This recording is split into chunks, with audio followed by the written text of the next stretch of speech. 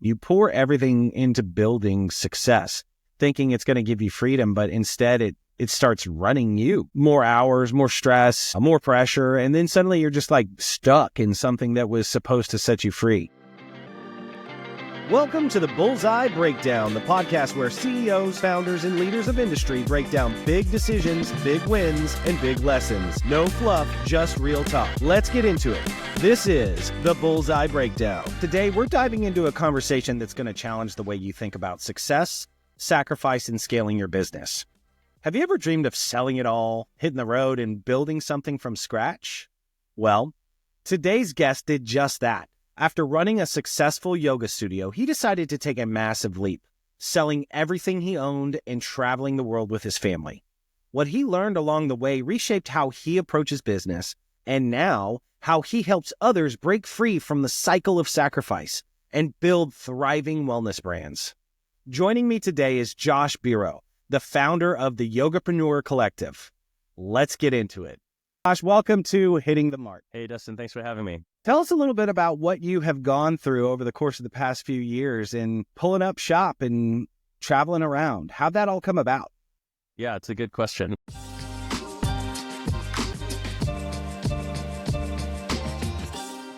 Somewhere I heard one time that as an entrepreneur, we live through these chapters of life. And that, in hindsight, has been my experience. So I had a chapter of life where I was managing studios, teaching yoga, helping build other studios, built our own studio, and all of that culminated at my wife and I wanting our own thing, our own studio. We were having kids at the time too.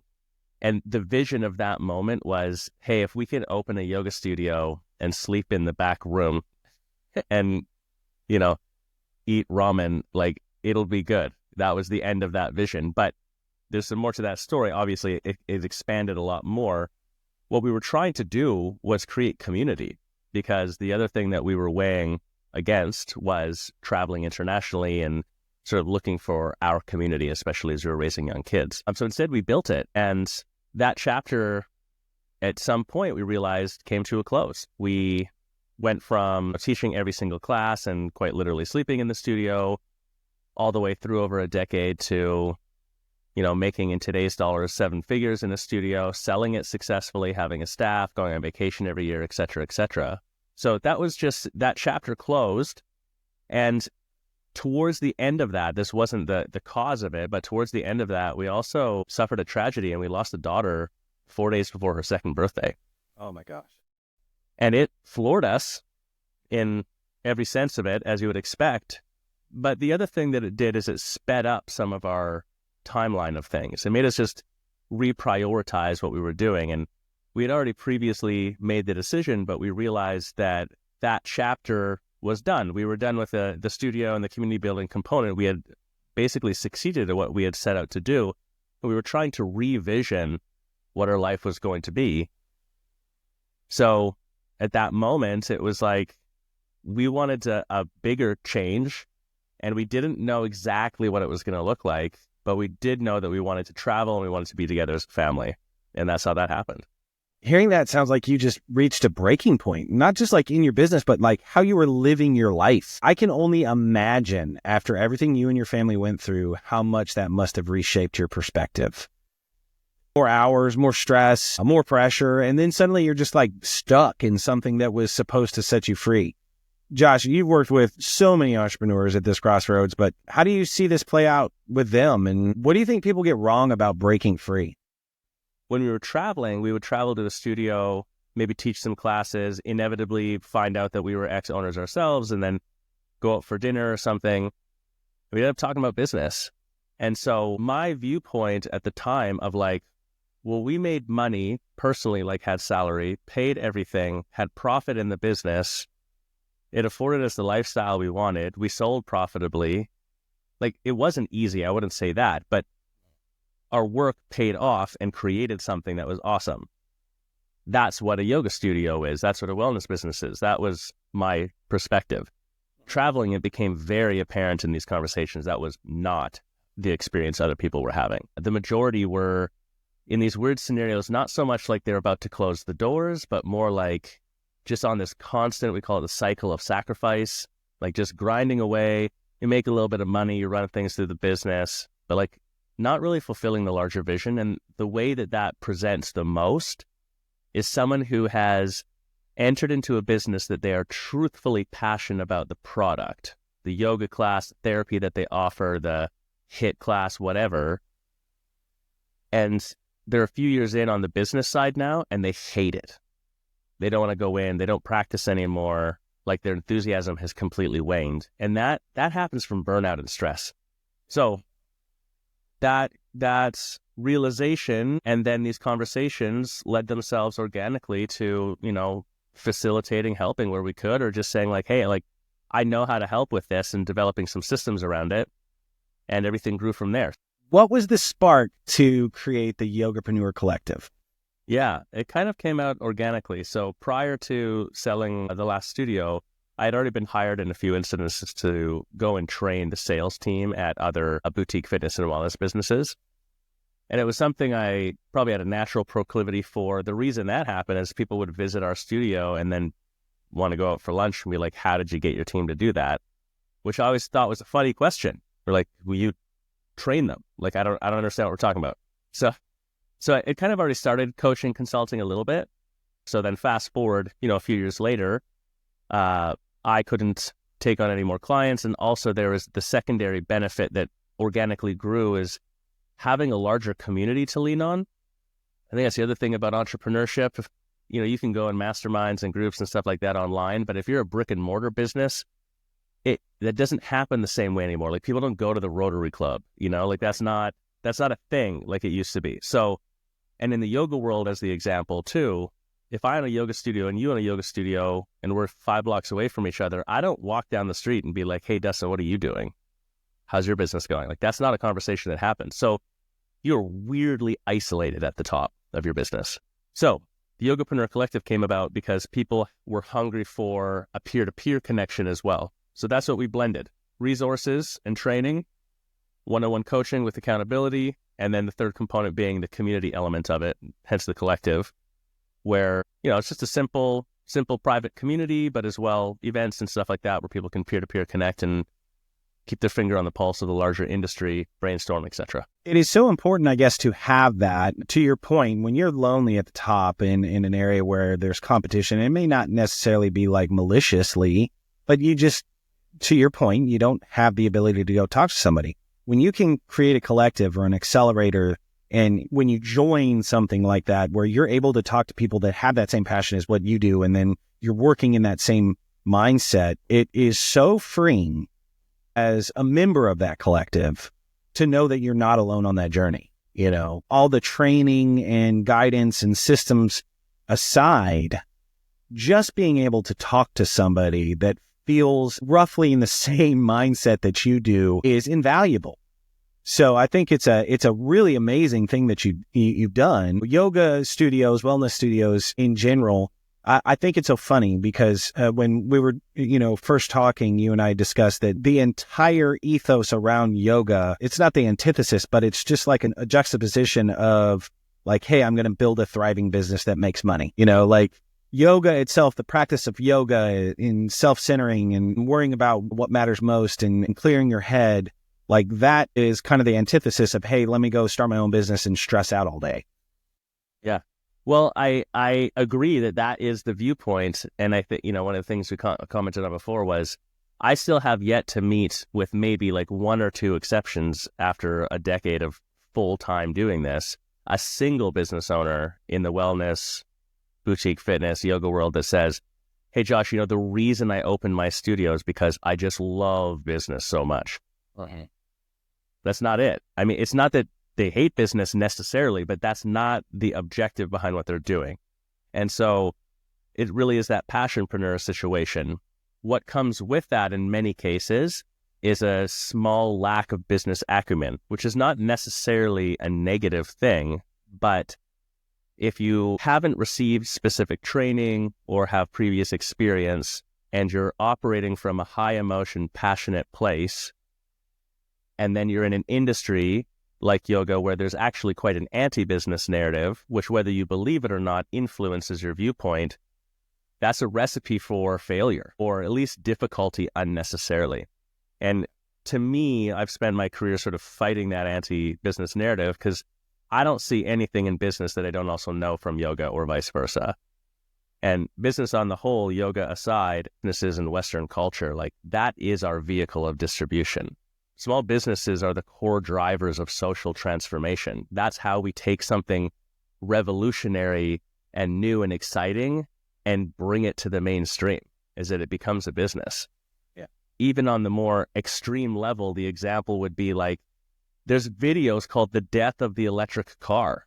Yeah. You know, and then one dude with money and some guts was like, nope, I'm going to change it. And now electric cars are the only conversation in vehicles.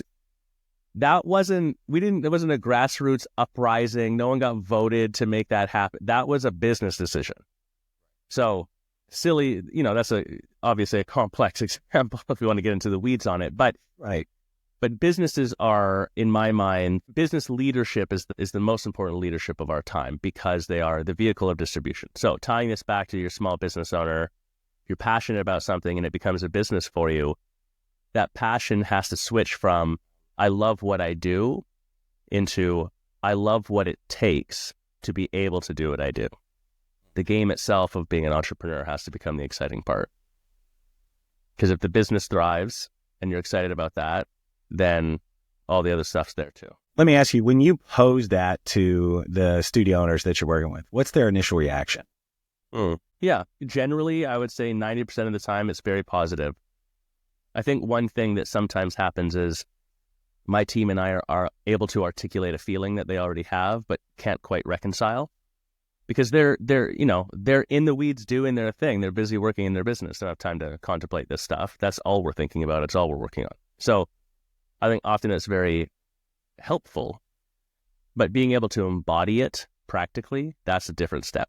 And that's where there can be a lot of friction. Even the most quote unquote bought in studio owner out there, there's still some business things that we've got to work on that it's going to make you uncomfortable.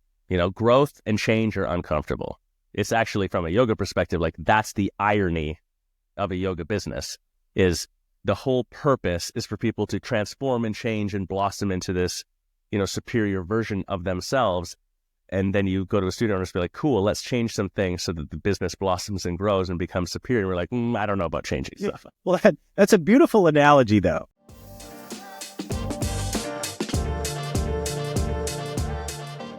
It's so ingrained into most of these entrepreneurs that you're dealing with that, them not wanting to change is almost the given. But the reality is that, like, to your point, you have a choice. You're either going to continue to be in this, the stages of sacrifice, or what did you say? Yeah, cycle of sacrifice. Cycle of sacrifice. I love that. Cycle of sacrifice, to where you're giving up, what you deem as important about life and how you're living in order to keep this dream going. Yeah, I mean, the cycle of sacrifice, what that looks like, to paint the picture, is you open up a studio because you're enthusiastic about the product and you're enthusiastic about your own lifestyle. Like, I want to do this thing that I love. I want to share it with other people. I want to have positive impact in the world.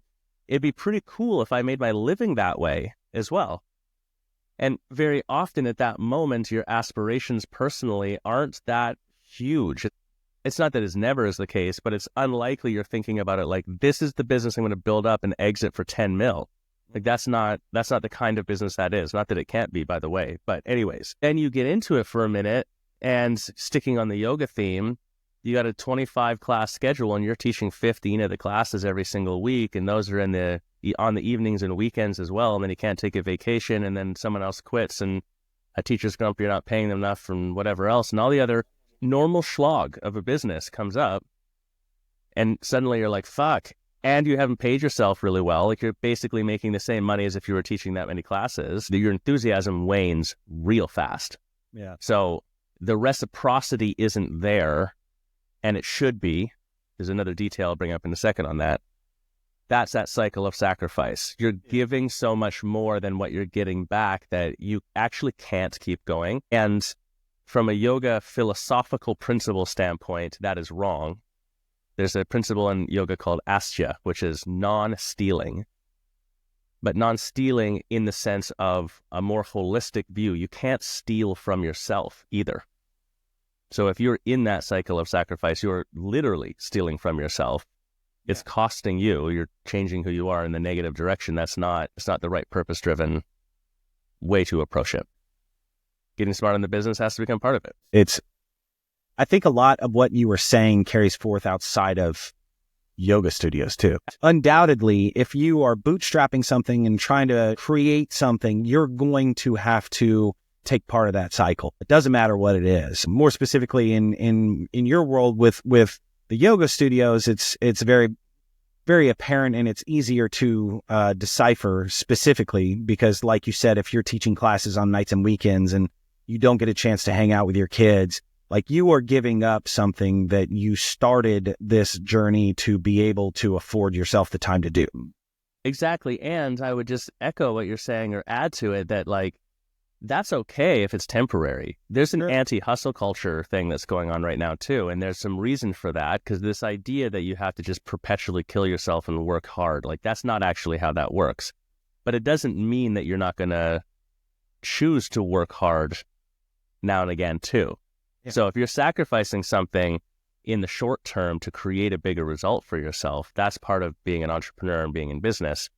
The cycle of sacrifice is when you get stuck doing that. You've actually calibrated to that being the new normal. That's what's not right. So yeah, you got some kids at home and you got to be away on the evenings to work. Like that sucks and might be necessary for now, but accepting that as the truth of how things have to be, that's where often I come in and be like, it doesn't actually have to be like that. Like we can get rid of that, break the cycle. And to your point, if you truly, if you start going through that cycle of sacrifice and you get to the point where you're on burnout, well, then the thing that you love to do, it's no longer what you love to do. And then it becomes something that is resented upon. On the flip side of what you were saying, like, and talk about the anti-hustle culture, if you love what you're doing, then it's not work. If you can wake up every morning and really, truly love everything that you're doing about your day, then you are not working. You are living. And that ultimately was, I think, what most people will start a business or get into a position of management to be able to put their fingers on. And having that divide and being able to notice when you are starting to make the cycle of sacrifice a norm is so key. It's so key. I mean, you have blown my mind a little bit with this thought process, and it's very intriguing for me to, go through and look through all the different things that I have going on. And it's almost kind of like, are you familiar with 10x is easier than 2x? Yep. The 80-20 principle.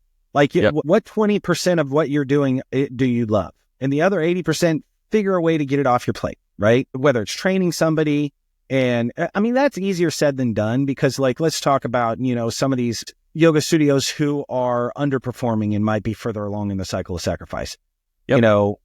When you say, hey, I'm going to get rid of 80% of, the stuff that I don't like to do, who are you going to give it to?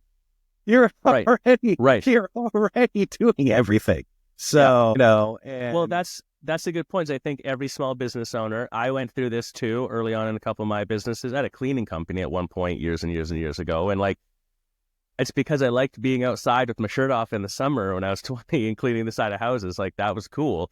Yeah. And the business side of it wasn't exciting to me. And that's ultimately what made that us more of a struggle, because I just wanted to do the work. I just wanted to do the task. I didn't want to do the business part. So it's part of that psychological shift where it's like small business owners love what they do and entrepreneurs learn to love what it takes. You expand into the bigger game of the business. That's what carries you through. But the other things that come up to me, and this is this balance of hard work with not, stealing from yourself, etc. This is where vision comes into it. And you've got to know, like, I've got this bigger vision of what I'm doing, and it's going to take some time, and I can be non-attached to the time that it takes. But as long as I know that I'm progressing, that can keep feeding you. So maybe you can't give, like, there's just the pragmatic truth of your business at one moment in time. You first open the doors, whatever else, you don't have the employees for it and stuff. Like, you can't just give away 80% of your stuff. Nor maybe should you, because you're still developing systems and stuff. But the flip becomes, from a really practical sense, okay, what are the things that you would give away as soon as you could and why?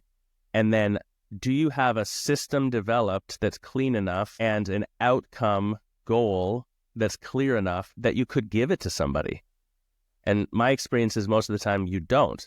Like when you get stuck in a sack, you're doing it all yourself so much that then you become paramount in the business, where it's like if we took you out of the business would actually collapse because there's no standard operating procedures, it's not written down, there's no formula, you're just doing it out of memory. So the path is, here's the stuff that I need to delegate off to be able to free myself up and expand to do other things and also to feel better about what I'm doing. Before I can just do that, though, I need to get it prepared to give it to someone, and then I need to train them on it. That'll take a little bit of time, but just realizing that, then at least you know you're progressing towards that, and that can be alleviating in itself. Even if you get those systems in place, when you're sitting there and you're like, man, I'm the only one that can do this the way that I know how to do this, and I'm thinking I'm going to give this away. Okay. It's like, okay, you can have it, and trusting in the people that you're putting in place to actually operate. Well, I would say also trusting in yourself is how you make that decision. I think this idea of maintaining control because you're the, quote, best person that can do it, that's not true. In most cases, that's not true. In some cases, maybe. But in 3 ways, right? Truth number 1 would be, okay, I do this thing and I get this output, but I also do 50 other things. Right. If I was to devote 100% of my effort to this one thing, would I have a better output? Probably. So if I'm hiring someone to do it, maybe they're only doing just that one thing.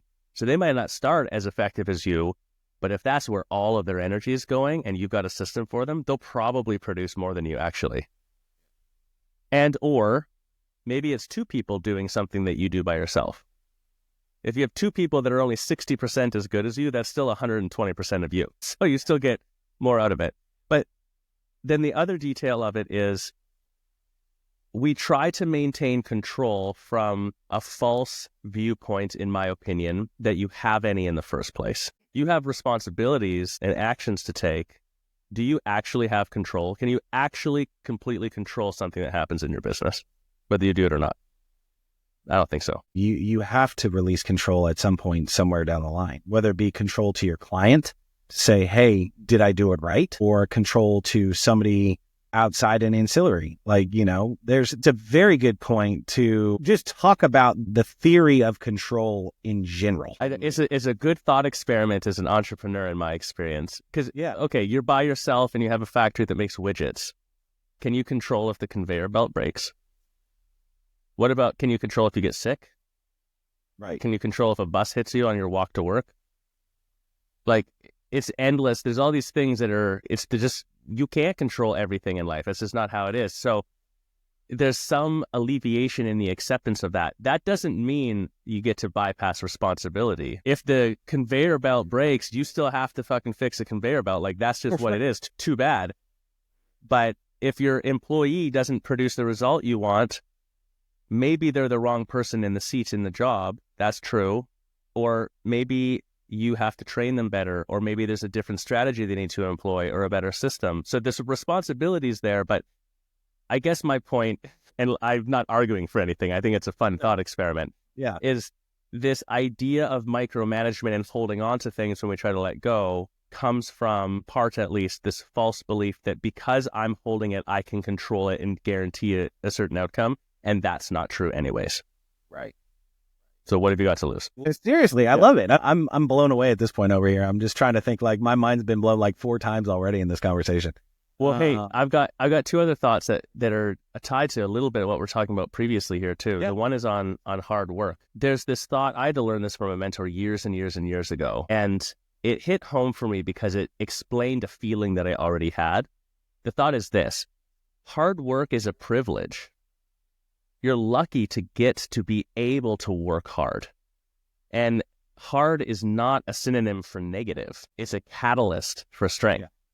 So reconciling that, it's don't make things difficult for yourself. And the anti-hustle culture movement has a point in the fact that if you're just grinding endlessly and working more hours, that's silly. You must be working unintelligently at that point, And to your point, if you love what you're doing, it won't feel negative, it might still be difficult. It might still require some gumption and some oomph in there. Like, that's okay.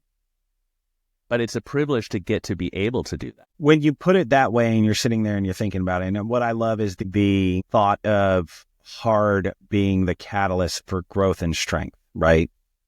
Lifting weights is hard. Yoga is hard. I've never felt as bad as I did 2 days later than after my first yoga class. Like, parts of my body were so sore that I didn't even know they existed.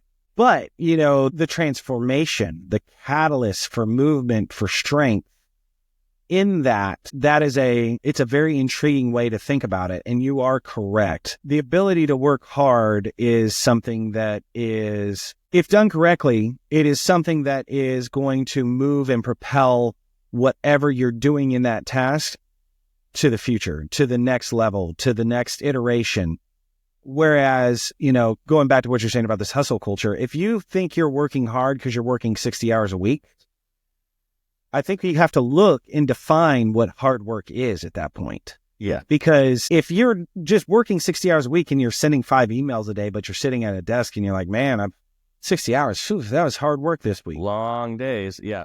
Yeah. Having a long day does not equate to hard work.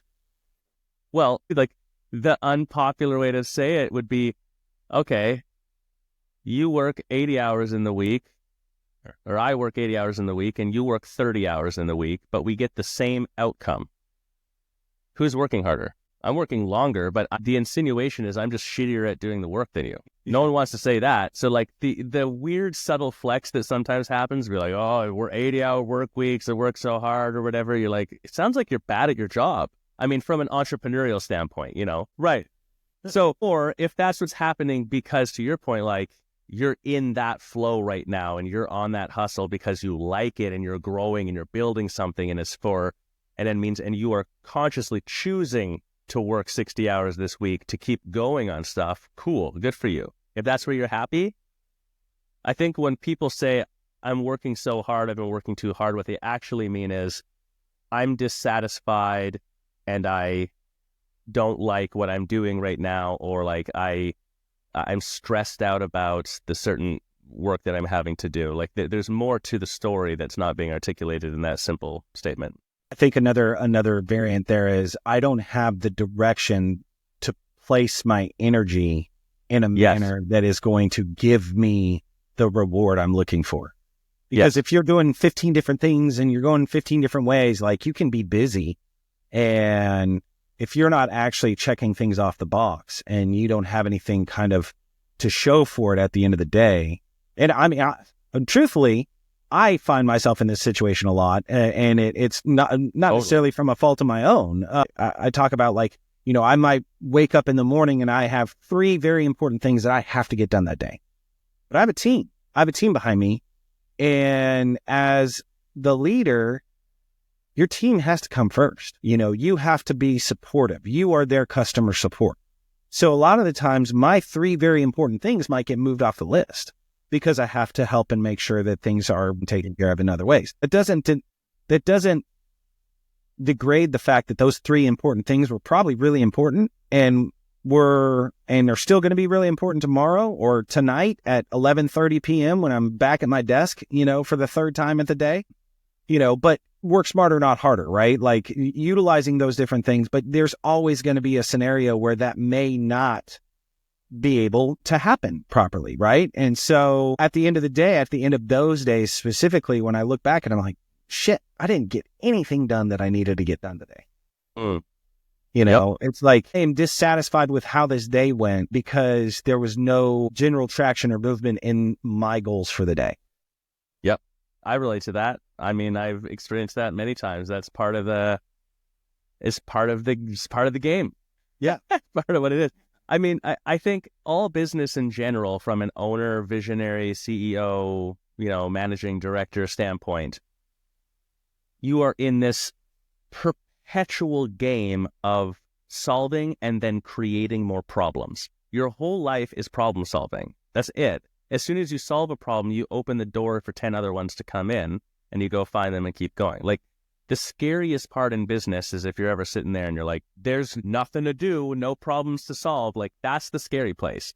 And I don't mean problems negative. I mean, like, you get to be in the solution-driven place of like, okay, how do we do this? How do we do this faster? How do we do this better? How do we make this more robust? How do we now, this is good. How do we move over here and work on this part? Like, that is what being an entrepreneur and working is. So hence having to just be in on that game in general. The other thing that I think as an owner, based on what your story, Dustin, like somewhere in the realm of hard is also pressure. And pressure can crumble you. Pressure crumbles rocks, but pressure also turns coal into diamonds. Like, silly analogy aside, it's like both are true. And so how you view it is what changes that. And one thought that puts my mind at ease is the idea that if you don't have some level of pressure, now you need to be able to alleviate pressure too, that's true. But if you don't have some level of pressure on you as an owner, are you even in the game? It's like, of course there's some pressure. You're running a business. That's the nature of the beast. So to me personally, that helps me put it down at night a little bit. Be like, okay, I felt pressure today, and probably that's good and normal, and there'll be some tomorrow. And like, actually, is anything going to explode? Is there actually a fire to put out? No. Cool. I'm going to put this down now for a minute. Yeah.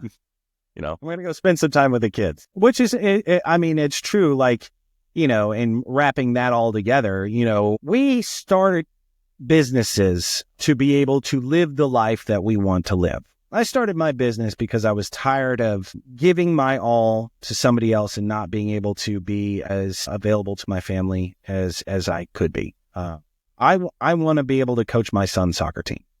I want to be able to go pick up my kid and you know, take him to a movie if need be. That is a want. And then, you know, the driver behind that is, the reality behind that is, you know, you have to remember why you started doing these things, so that when those pressure times come, or when those hard times come, or the times that you're completely disjointed about everything that's going on in your life, you remember the reason why you're doing it in the first place. And it is to afford yourself a lifestyle to which you want to live. And everybody's lifestyle is different. You know, somebody's lifestyle might be that I want to go travel around all the country and go play golf everywhere. Or I want to go hit every beach and get to every single break that's somewhat famous and be able to hit. But whatever that is. But the reality is, that's a moving target too. It changes. Yeah, exactly. Yeah, that is true. On an aside, one of my favorite movies, or set of movies of all time, is actually Endless Summer and then Endless Summer 2. And when they go back in Endless Summer 2 to the perfect break in Africa, and shoots all crap. It's gone for whatever reason, because much like the earth, it's ever changing. Business is ever changing. And going back to your point about pressure, like, that pressure that you have is there, and it's a good thing, because it's driving the change that you need to continually move your business forward. If you're not feeling any of that pressure, something might be wrong, working acceptably. And not to say that you can't feel pressure, but, you know, if everything's going right, you know, you need to look at that as an opportunity to make it even better. Like, where am I going to take that pressure and apply it to? Hey, we've done great in X, Y, and Z. You know, we need to now figure out how to be the best. What is it going to take for us to level up? Like, let's put some of that pressure back on ourselves to move it forward, you know? Well, and I think too, backing way up to like something that we talked about that ties into this goes back to this deeper belief of what we're talking about. And that's where the sacrifice equation comes from. Wealth accumulation is a spiritual practice, in my opinion. Mm-hmm. And so we're at a cultural moment where it's very fascinating, because we have a lot of examples of where people have accumulated a lot of abundance and wealth, and it's questionable how it's maybe happened or how they're maintaining it now. And so the techno-feudalist moment that we're in, and this sort of new techno-oligarchy and rich oligarchy, is what people are fighting against. But then that concept gets misconstrued and applied to ourselves as entrepreneurs, where it's like, we're like a little reluctant to accumulate too much wealth, even though we know we actually want it, or whatever. The point, though, with this is wealth accumulation is a normal life phase that you go through and is in itself a spiritual practice, because you can do it in a positive way, in an ethical way, and in a deserving way. And the only reason why you might think that it's not something that you're deserving of is because you believe that there's a scarcity of it. There's no lack of money or wealth availability in the planet. That's not the issue, right? So coming from that place of like, I'm doing this because actually it's part of my own personal growth and it's part of my larger family growth and community growth. And therefore I can choose to make this sacrifice to not do this thing, to focus on this, because it is truthfully what I want. The other comment to flip this upside down, though, is I had to learn this with my kids too, that like there is a time in my business or businesses where I have to sacrifice being the coach of the soccer team and driving the kids around or whatever else to get work done, because that's the phase that we were in. But then I had to realize at some point, wait, that doesn't have to stay like that either. Like if I own the business, I'm the game master. If I was building a game and I wanted to ensure that I would always win the game, I'm the one writing the rules. So what would I do? I would make the rules such that I can't lose. At some point, there are elements of that in your business too, where the sacrifice goes the other way, where you're like, okay, at this point, I can give up these hours or taking on this task or doing this thing, and I can pay someone else to do that, or I can invest in this system to do that, etc. And that might increase some costs in my business, which takes away from some profit margin. But I have space to do that. In doing that sacrifice of that cost, I get the 5 hours a week back that now I can coach my kids' soccer team. I can make that decision. That's the beauty of starting your own business and being an entrepreneur. Well, the flip side of that too is like you're going to get that 5 hours back, and most of the time that's going to be what you need. I like we've used cycle, we've used catalyst, we've used all these different phases, but I like the term catalyst because it's a spark. It's something that will allow change to happen, and that catalyst of bringing in somebody to give you that 5 hours back is probably what your business needs to afford you to get to that next level anyway. So it's all cyclical. It's all interconnected because, we go like everything that we have talked about is very much interconnected in the sense of you talk about releasing control. Well, you release the control so that you have the 5 hours. You give the control off to somebody and you're going to lose some profit, but the long-term benefit of that is going to be a 10x of whatever you lost.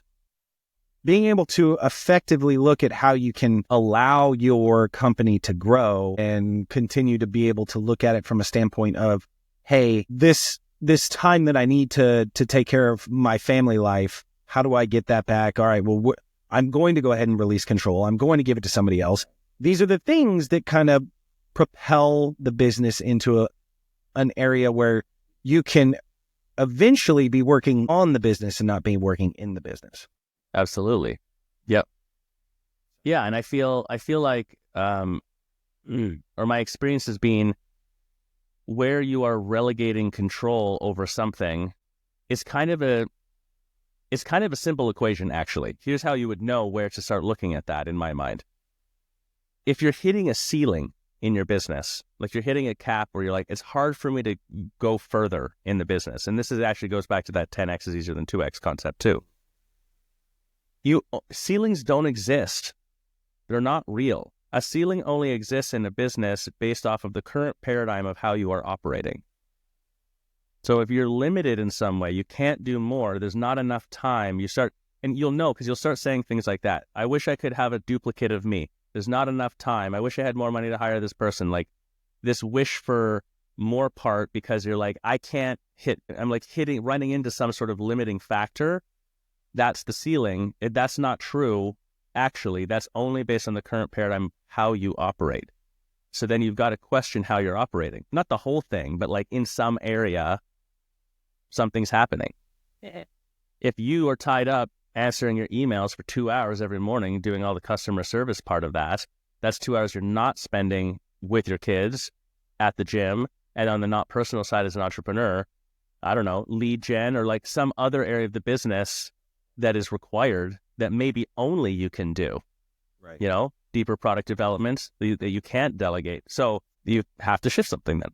Yeah. Yeah. And those shifts are what it takes to move the business forward. And that is what you are preaching to all these yoga studios and wellness centers and gyms and everybody that you come in contact with. You're helping them to understand this, correct? Exactly. I mean, I think that the starting part of our conversation always is, what do you want? Like, what's your goal or what's your vision? What are you trying to create here? What's the vision for the business? And then second part, for you as an entrepreneur, we try to separate business and personal, and there's value in that concept, but it's not true. I mean, can you actually completely separate the two things? I haven't experienced it personally. I haven't seen it in many entrepreneurs. It's just not a thing. If I could only tell you how many times my wife has told me to put my phone down at the dinner table. And she's right. She's right. You should put your phone down at the dinner table. And truthfully, well, even less practically, it's like running a business is a testing ground for who you are as a human being, and so is a family, and so is your friend. Like, they all impact each other. Yeah.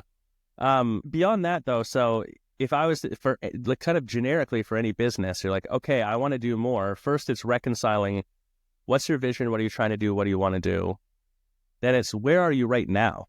Like, it's old school. It's the numbers. It's the metrics. It's the KPIs for your business. What's happening actually right now?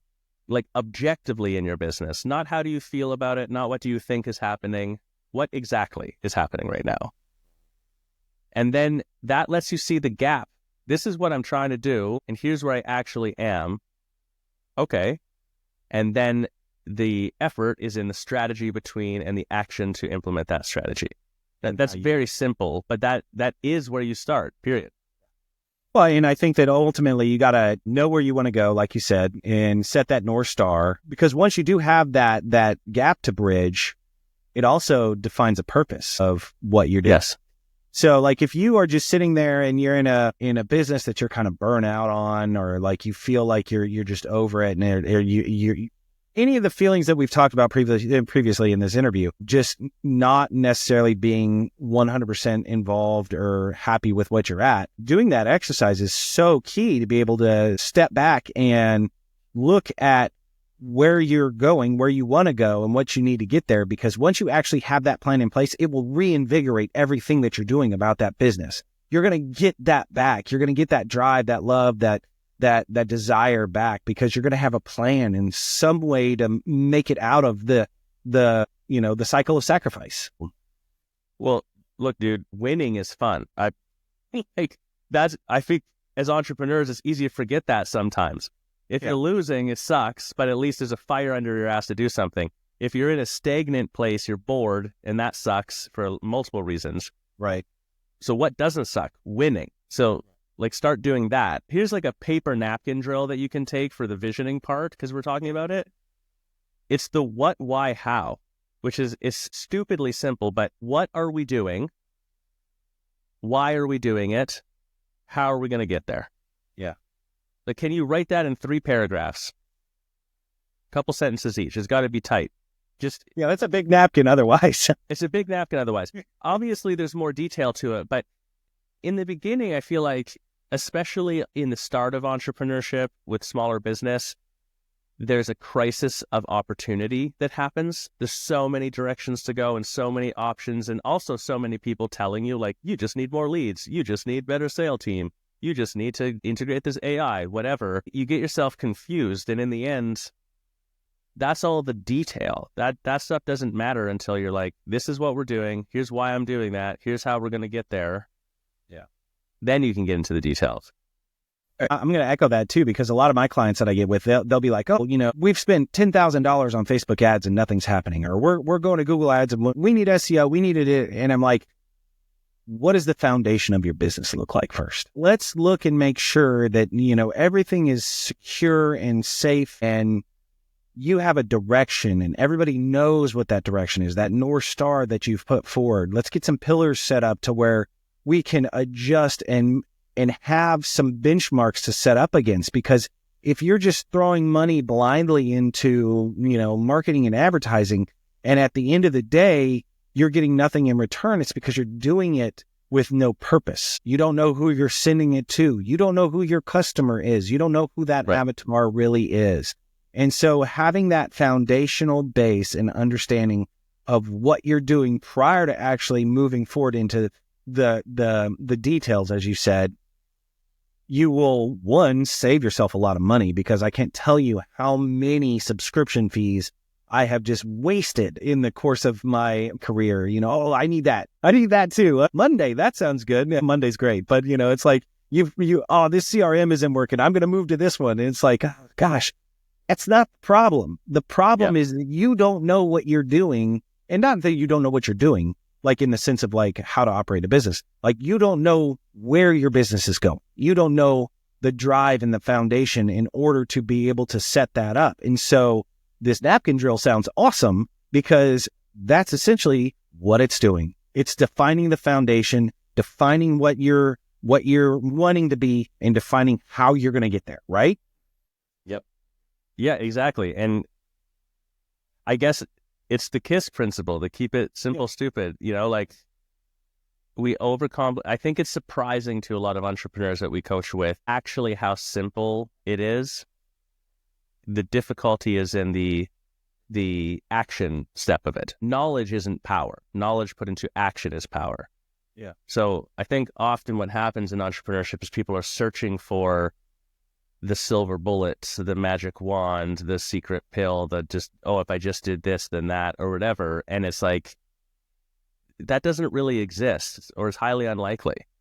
It's just very simple. What, why, how are we going to get there? Map it out, and then just do it.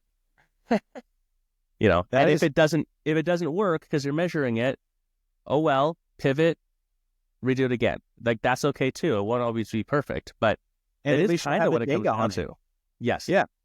Well, I think there's no losing, right? Like, you'll either win or you'll learn something. Those are the only outcomes possible. And to your point, you actually said something very important right there. And I think that a lot of people, most people that will be listening to this show will probably have some sort of, entrepreneurial background or the desire to do it. But the reality is, and it's not just about business, it's about life in general. There are so many times in your life that, like, yeah, I want to do that. I want to do that. I want to do this. I want to do this. Do it. Do it, because it's never going to get any easier. You're never going to have a better time or chance to do it. Like, if you're putting off going skydiving because of X, Y, and Z, I'm putting it off personally because I don't want to jump out of a perfectly good airplane. That's just dumb in my mind. But, there's a lot of people that might be putting it off for other reasons, and the reality is like, if you want to start a business, do it. If you want to make changes in your business, do it. Like, you are the only person that has the ability to take that leap. And if you're waiting for the validation, or if you're waiting for somebody to give you permission to do whatever you're doing, you're going to be waiting forever. Yeah, no one. And also, if I don't own your business, it doesn't matter how nice I am. I'm not going to care in the same way you do. That's right. So, like, literally, you're the only one who can take that leap. Yeah.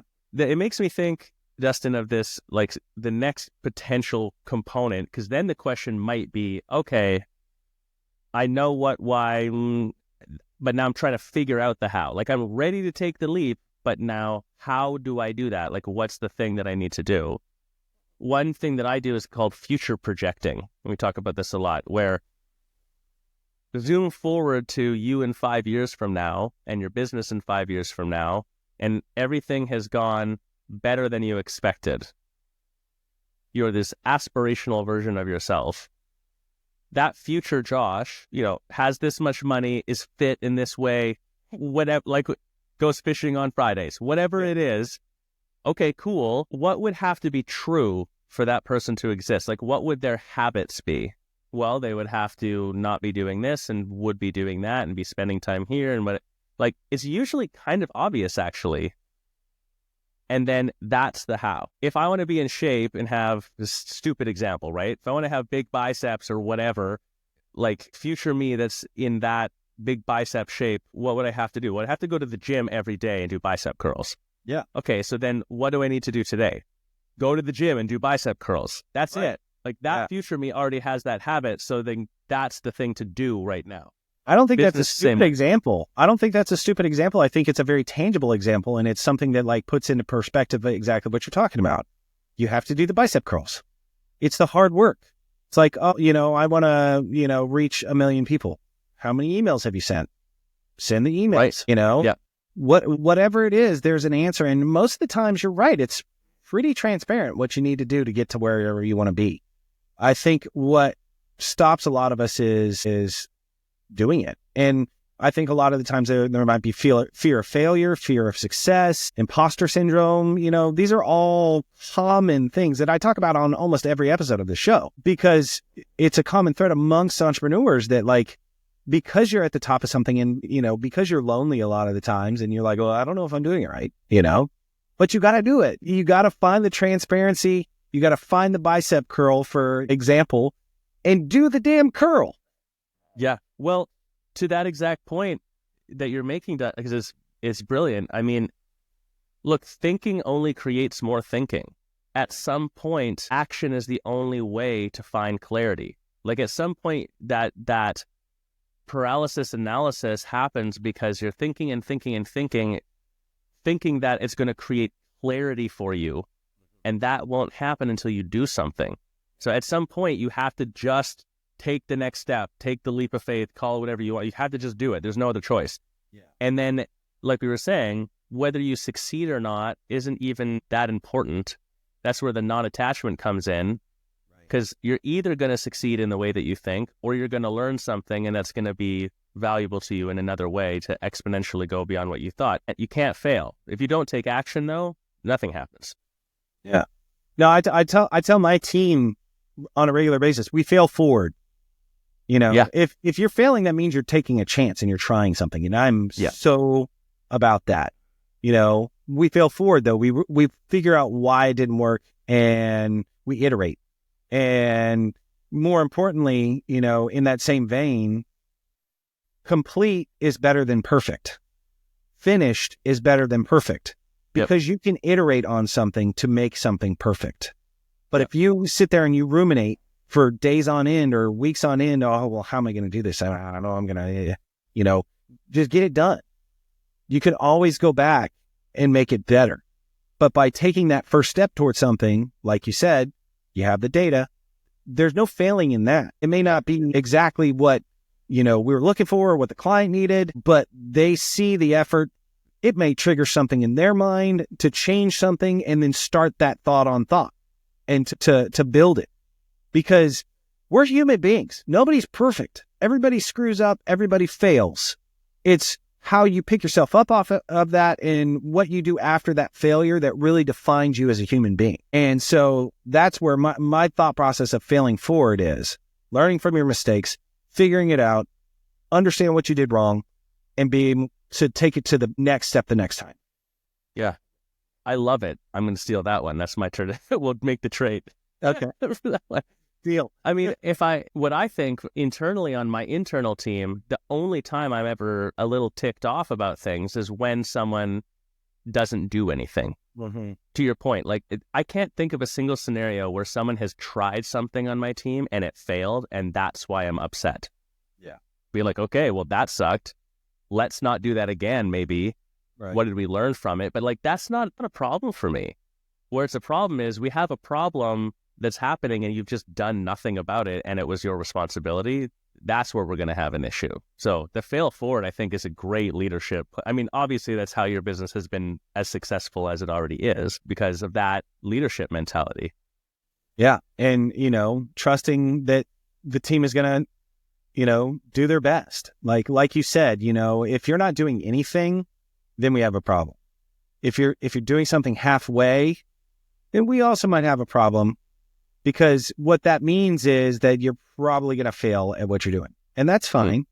But it goes back to what I was just saying, because you're going to fail forward, and the next time you're going to do it all, you're going to give it 100%. Yeah. Hey, you mentioned imposter syndrome. You want to hear an interesting thought on imposter syndrome? I would love to hear an interesting thought on imposter syndrome. So if you are stretching yourself and growing, you will be doing something new.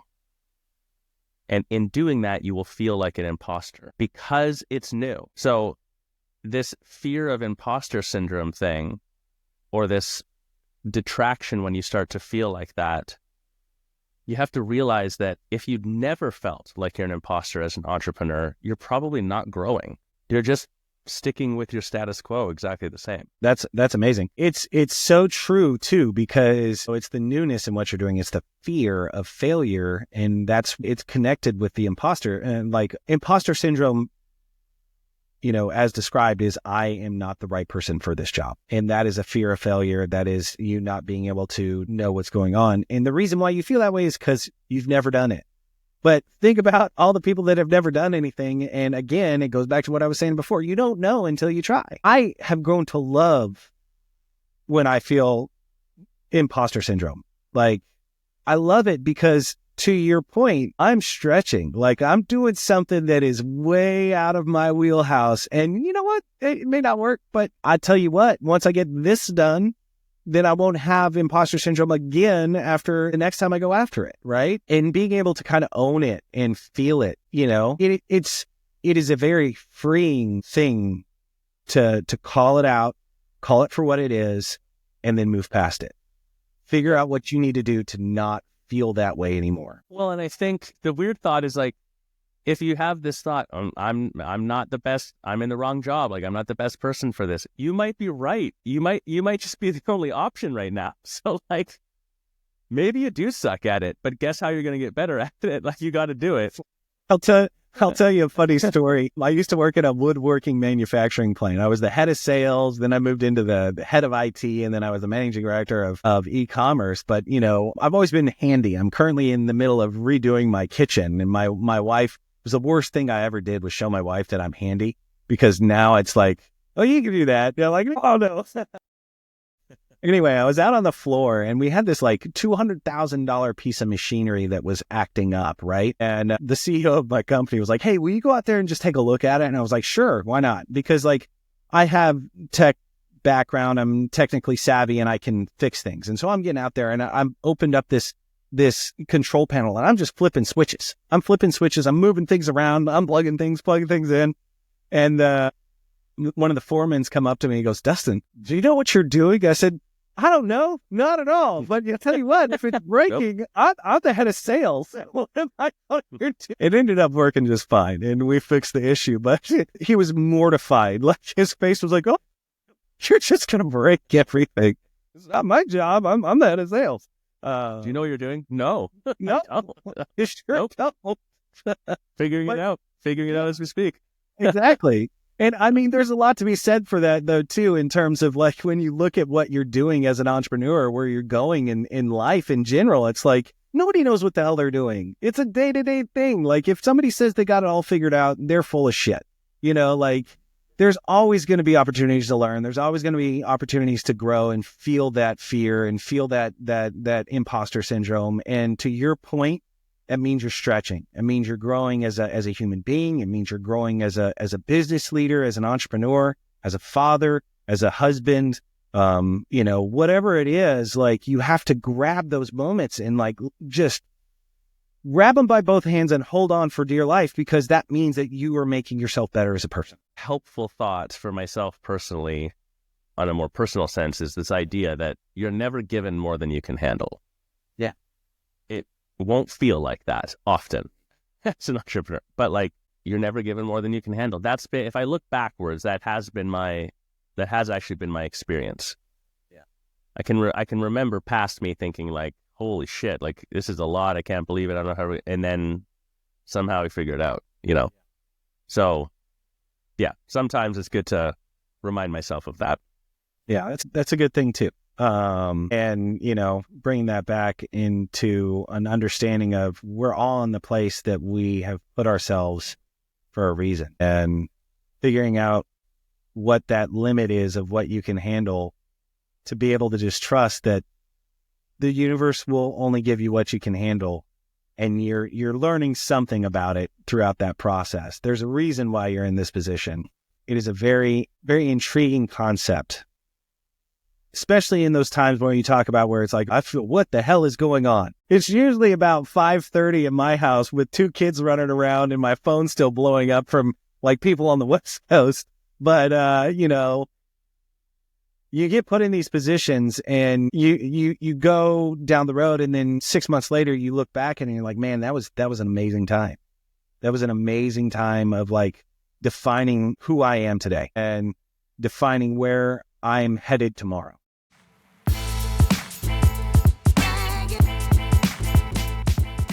I think that people say that they want to scale a business, but I'm not sure that many people actually talk about what the heck it means to scale a business. Right.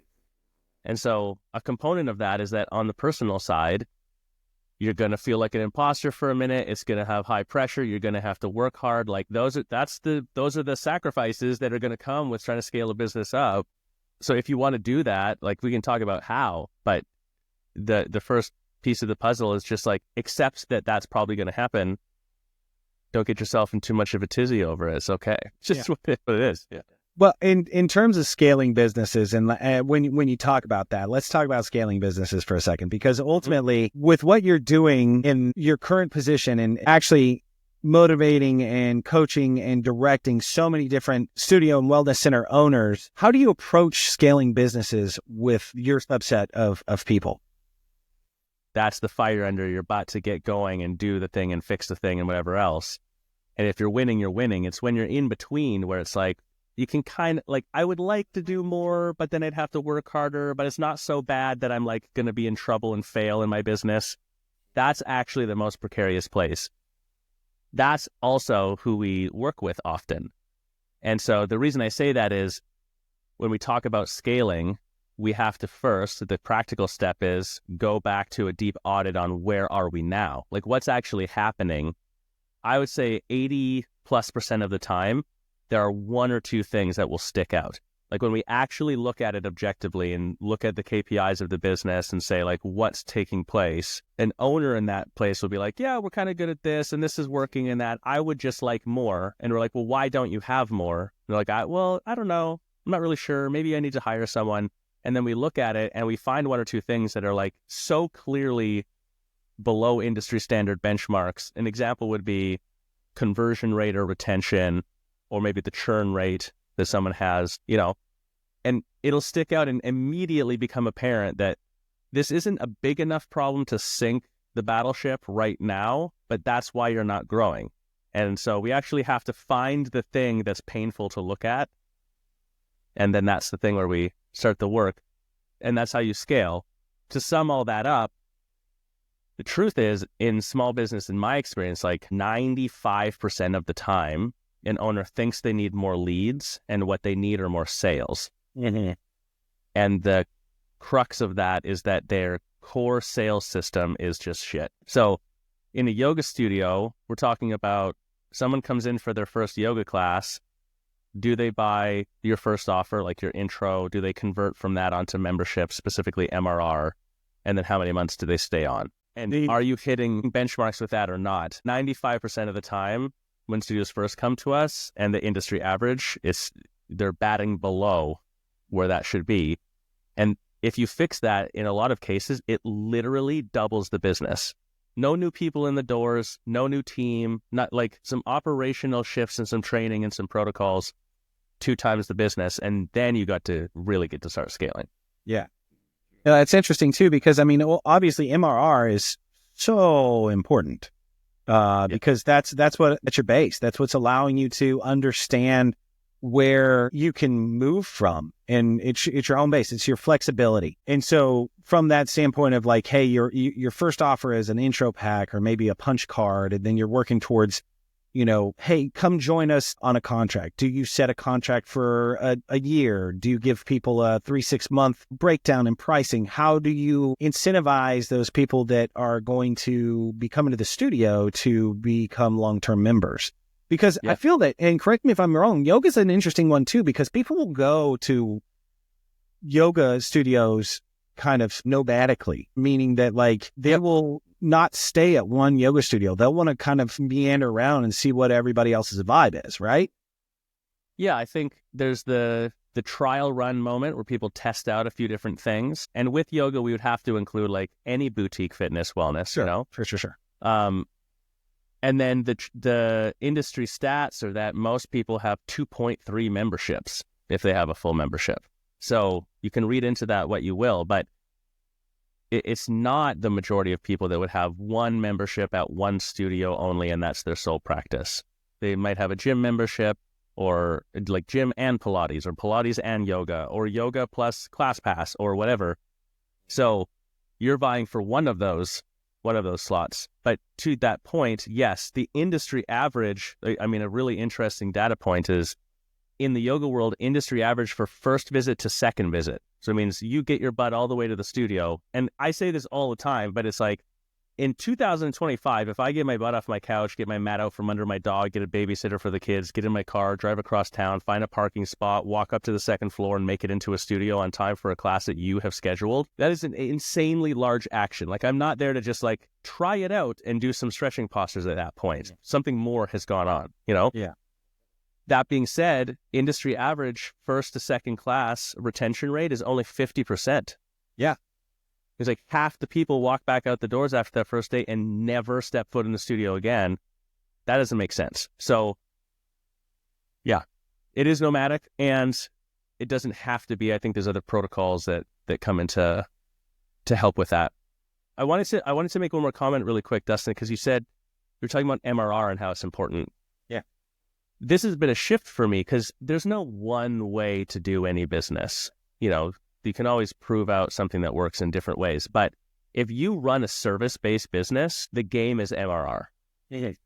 And I would be willing to go to bat for that concept for almost any service. There's probably some exceptions. A lot of pricing strategies and enrollment strategies out there for services, the reason they're set up how they are is just because historically it's just the way it's been done. Like, there's not any reason for it. No one ever thought about it really.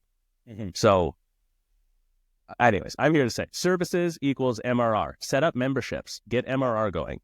Exactly. You know, so being able to retain and grow that base is super key. It's an interesting model, you know, having background in sales and understanding kind of the mentality of somebody who has had 7,343 gym memberships in his life. Yeah. So anyway, you know, that whole method and structure and mentality, and when you're going in and you're building out like what a boutique wellness center or a yoga studio is looking at is very, it's a conundrum, really, because like you said, you don't want to overprice it. You don't want to make it to where you're scaring away. And then it's, you know, 1 out of every 3 people is coming back. You have to set yourself up for success. And you do really have to think about what that whole process of engagement really looks like. Back to earlier, we were talking about fear of success, fear of failure. You know, a very good buddy of mine, somebody that I kind of work with and mentor in his business world, he's a men's hairdresser, and he's got his own, you know, studio. He's phenomenal. Thanks. I know. But he was like, man, I don't know what I want to do. I need to get like 5 to 10 hours back out of the week. And I said, well, what, are you going to bring somebody in? He's like, no. I said, well, then you have 2 options. He goes, what's that? I said, you can take less money or you can charge more. And he goes, oh, I haven't really thought about charging more. I said, I guarantee you, if you go and you raise your rates by $10 to $15 a person, you're going to have 0 drop off, because it is a service, but it's also relationships based. And to your point, I go out of my way to go over to his studio to get my hair cut, and I wait. And I take the time to when I can go in there, because I appreciate the service he's providing.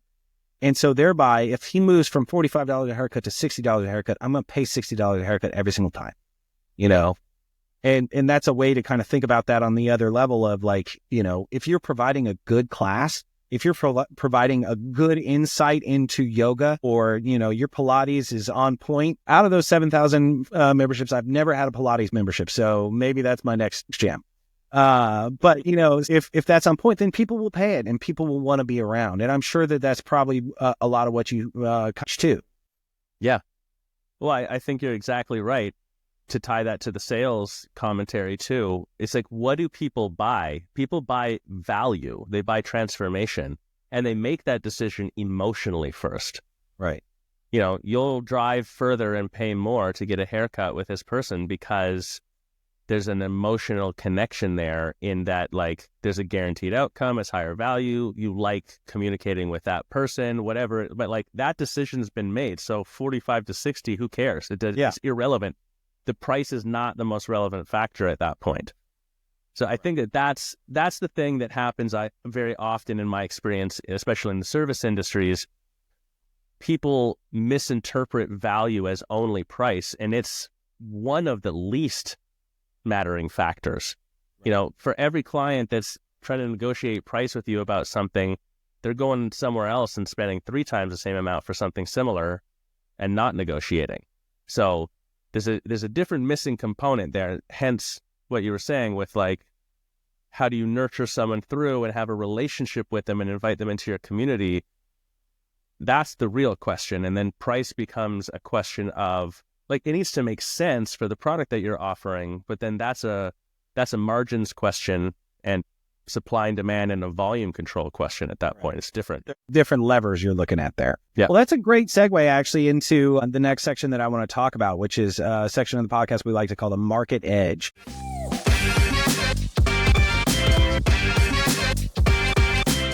And in this, we talk about how you stay ahead in the industry. It's a good question, because I think we're at a moment right now too where there are more shiny objects than there's ever been. Yeah. So I think the primary thing is not that sexy. It's get way more quantitative about your business. Mm-hmm. Take some of the emotion out by just looking at, like, what is actually happening, and then when I pull this lever, what takes place, and then just be willing to keep optimizing over time. Mm-hmm. It's not about dissatisfaction with what you've got, but rather just keeping your finger on the pulse of some of the basics of what's happening. Yeah. If you really whittle it down, a business needs people coming through the doors. So one way you can grow the business is get more of them. It needs to have profit and lifetime value per client. So make your people worth more money. So you got to sell them something and enroll them and have them in your community. And then you can increase your capacity, which is both the volume of business you can do or the efficiency of the work that you do or the amount of work that you do. Yeah. That's it. Those are the 3 things. So to stay ahead of the curve, rather than getting distracted, we're asking the question, which one of those 3 is the most poignant place to focus? And then what can you do there right now? Earlier, you brought AI into the conversation. AI is a great example where, like, that capacity lever, man, what I can get done in 3 hours working with a couple of the AI agents and bots that we've built internally, not perfectly, but the time compression that it gives you. You know, I'm at least 20 to 30% faster in production on a few things to get from 0 to draft 1 on stuff. That's amazing. So to stay ahead of the curve, to even know to go do that, I'd love to be like, I'm telling people to use AI, maybe, if they're ready for it. It's more a question of, like, which one of those 3 things should you be focused on, and keeping it more quantitative there and focused on what's the high impact thing. Because as everyone else is running around looking for the magic sauce, you're just plugging away on actually making a difference in your business. You're going to win. Yeah. Well, and I mean, like, I feel like there's a stigma for yoga studios. It's like, let me put my A-frame out that says Namaste in front of the sign, you know, with a lotus, and we'll call it a day. You know, like, that is absolutely. Historically, that's how, you know, advertising for yoga studios work. And ultimately, like, you know, moving forward and like you said, incorporating some of this technology, incorporating AI where it needs to be, incorporating AI for your ability to better service those clients. A lot of people have a fear of AI, and I made the analogy the other day. AI is a chisel. I can pick up a chisel, and you can pick up a chisel, and one of us might be able to make the David, and one of us might just break the stone in half. Absolutely. You know, it's a tool. And so it's what you get out of it, but the insights that can kind of be gleaned, and using your data and that data that you're tracking with these studios or asking them to track, I think is a great way to move them forward without really kind of inundating them with a lot of extra effort, you know? So that's intriguing. That's very cool. I think that at the end of the day, you know, you have an industry that historically has been very non-tech savvy, or not necessarily tech savvy, but non-tech centered. There's not like, you don't have a lot of innovation in yoga through computers. It's been around for a couple thousand years and it hasn't changed much in other than the progress in it. And so, being able to incorporate that and help with that day to day is key. It's huge. Yeah. Well, the two things that come to mind, the one with the AI acceptance thing, there is also a pick your head up conversation in the AI conversation right now. For better or for worse, like it or hate it, where we're at in AI right now, in my opinion, like this is the internet 1997. That's right. So knowing what you know about the internet now, if you go back in time to 97, like what would you do? Mm-hmm. Like would you figure it out or not? And obviously you would.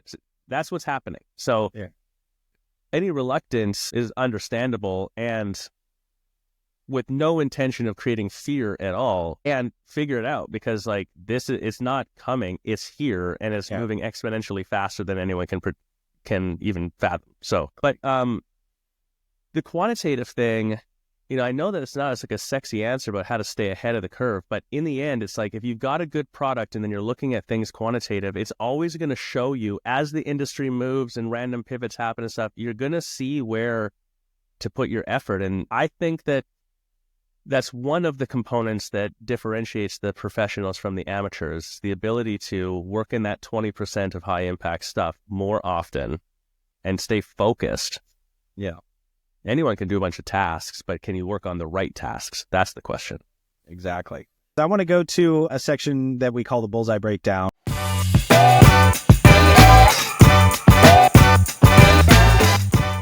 Okay. In this section, this is an opportunity to tell us what makes you different, what makes you special in what you're doing with your team. There's two areas that I think make what we're doing a little bit different. So the first is direct experience. And I know everyone says they've got the best team and the best coaches and whatever else, but one of the things that we've realized is we need to have really rigorous criteria for what it means to be a coach, to be able to help the type of entrepreneurs that we're working with.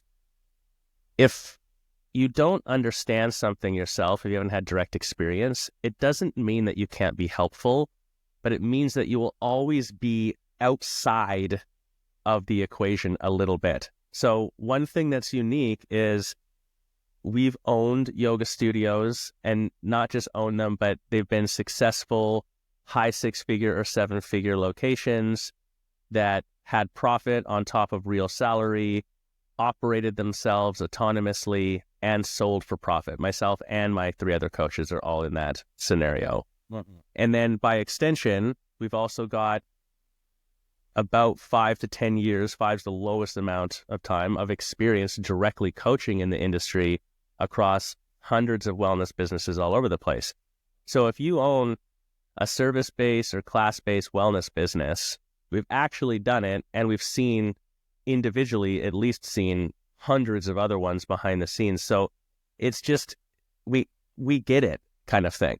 And I think that again, is a boring differentiator, but it is. It's not just something generic. I don't think it's boring at all. I think it is a feather in your cap. I think it's a differentiator where you talk business having actually succeeded. It's the opposite of the imposter syndrome. It's, I can help you do what I've done, So I think that is the ultimate differentiator. It's not boring at all. Well, thank you. I'm glad. And so then part 2 of that is all of our methodologies, frameworks, information. It's very data driven. It's very proven. And the stuff that's innovative, we announce it as such. We're like, this is kind of new. I can't back up that this works in this way with data, but here's why we would look at it this way. So you know that you're getting, forward thinking quality stuff. It's not one size fits all stuff is coming from that experience. We're so confident in it that one differentiator in our specific market of wellness business coaching is, at least with our top line program, we have a guarantee. Our guarantee is pretty straightforward. If you coach with us for a year and we don't double your money back, then you don't pay. And I don't know of any other coaching people that are doing that, because there is a component on the coaching side where like, I can't make you, Dustin, do something. Right. So that's why coaching shies away from that. But we know that what we've got works and we've proven it. So Yeah, we're willing to even put our money where our mouth is. It's data, it's analysis, it's understanding what you, and yeah, once you kind of get into that analytical range of understanding how to move those levers, you're right. And that's cool too, because you know that you can step into any building and that you can help them. Yeah. Not a lot of people, not a lot of people can say that, Josh. So that's actually very cool. Yeah. Or, you know, my biggest confidence place for myself and my team is if we can't help you, we'll tell you straight up. Yeah. Like if we look at something, and it hasn't really happened, but like if we actually jump on a call, we start with the free coaching call, right? To just feel it out, see what you need, how could we help you, whatever. If you ever to come in and it's like we just aren't the right fit, we're just not going to be able to help you for some reason, then we'll just say that. Like you shouldn't, you know, we only succeed because our clients succeed. It's a pretty simple equation for us.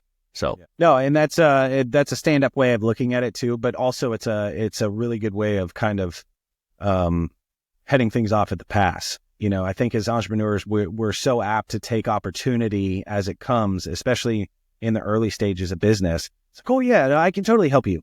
I can do that. And then you get down to it, it's like, shit. But you also learn from those. And then you get to a point where you can effectively say, hey, you know what? I think that it's been really nice to talk to you, but I don't think I can help you on this. I think you would be better served going to another direction. Well, that's also a great segue into our signature segment, which is a segment that we like to call the best bad advice.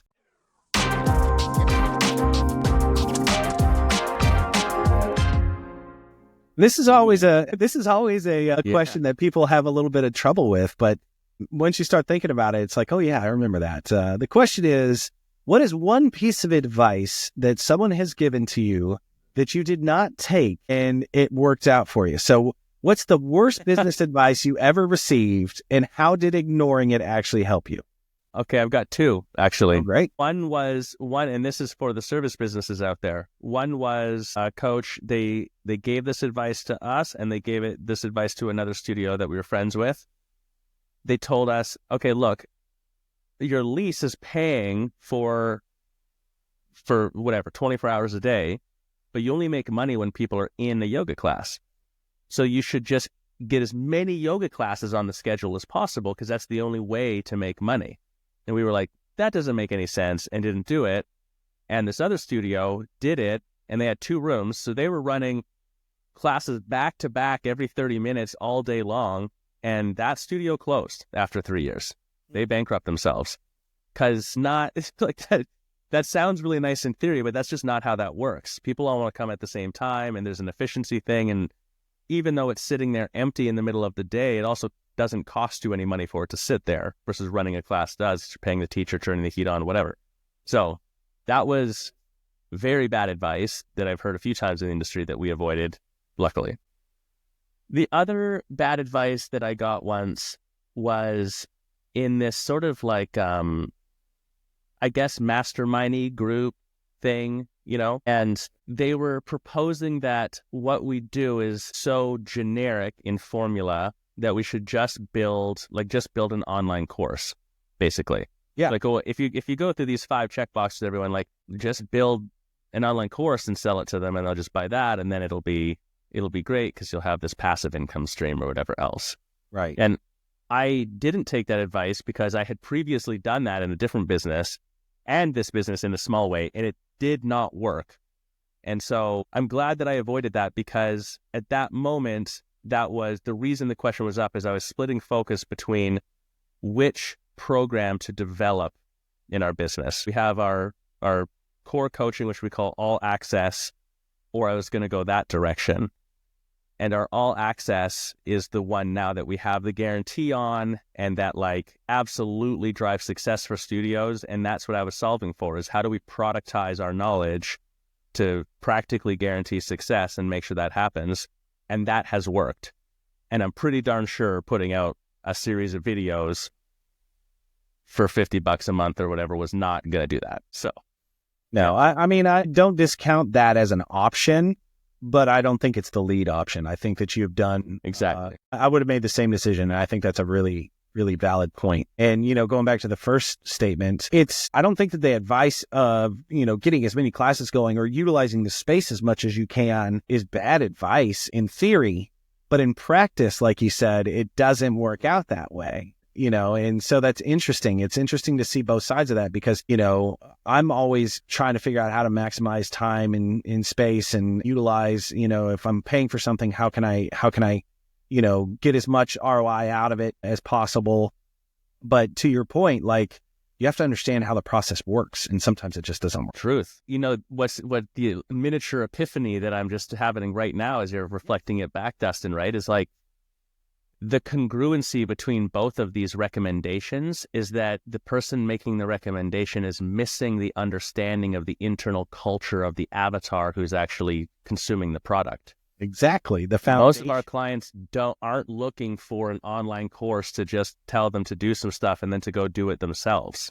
They're not stupid. It's not information. Half of them know 50% of what to do. Yeah. They need the other 50%, and they need someone to help them make sure that it happens. It's an accountability play.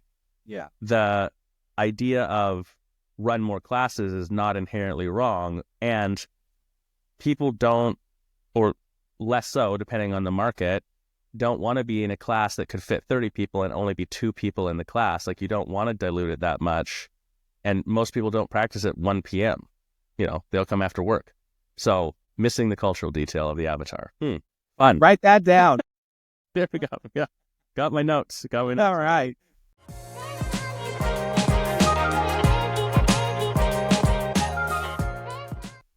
Throughout this podcast today, we have talked about a lot. There has been some really great stuff that has come across.